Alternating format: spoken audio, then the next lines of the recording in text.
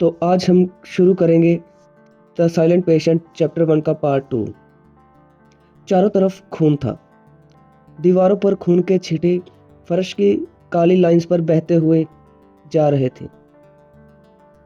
पहले ऑफिसर को लगा कि ये गैब्रियल का खून है, लेकिन वो उससे ज़्यादा था। फिर टॉर्च की रोशनी में कुछ चमका। ये एक चाकू था जो कि एलिसिया के पैरों के पास पड़ा था।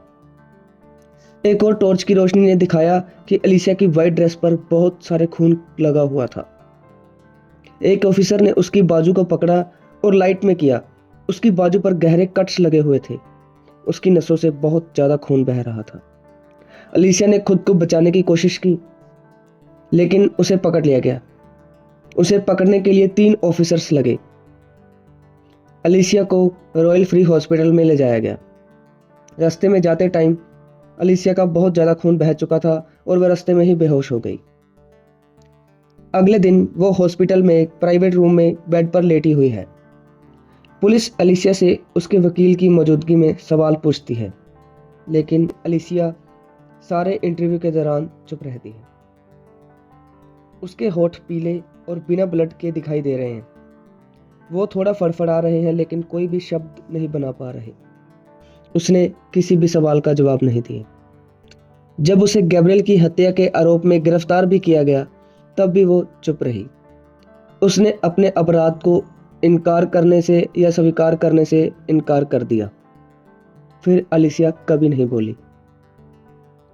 एलिसिया की चुप्पी ने उसके एक आम घरेलू ट्रेजेडी को एक बड़ी मिस्ट्री में बदल दिया था। ये काफ़ी महीनों तक हेडलाइन बनी रही और पब्लिक की इमेजिनेशन को काफ़ी महीनों तक पकड़े रखा। एलिसिया चुप रही, लेकिन उसने एक स्टेटमेंट दी, एक पेंटिंग।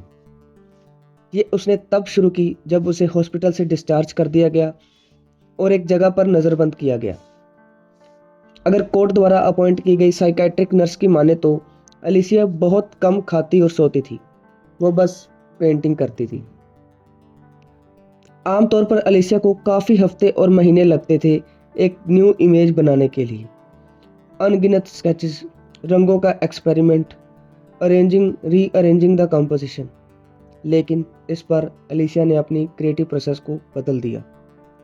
उसने ये पेंटिंग अपने पति की हत्या के कुछ दिनों बाद ही कंप्लीट कर दी। और बहुत से लोगों के लिए उसकी निंदा करने के लिए बहुत था कि वो अपने पति गैब्रियल की हत्या के कुछ दिनों में स्टूडियो में वापस आ गई। ये एलिसिया की असंवेदनशीलता को दिखाता है। लोग एलिसिया को कोल्ड ब्लडेड किलर कहने लग गए थे। लेकिन हमें यह नहीं भूलना चाहिए कि एलिसिया हत्यारन हो सकती है, लेकिन उसके साथ वो एक आर्टिस्ट भी है।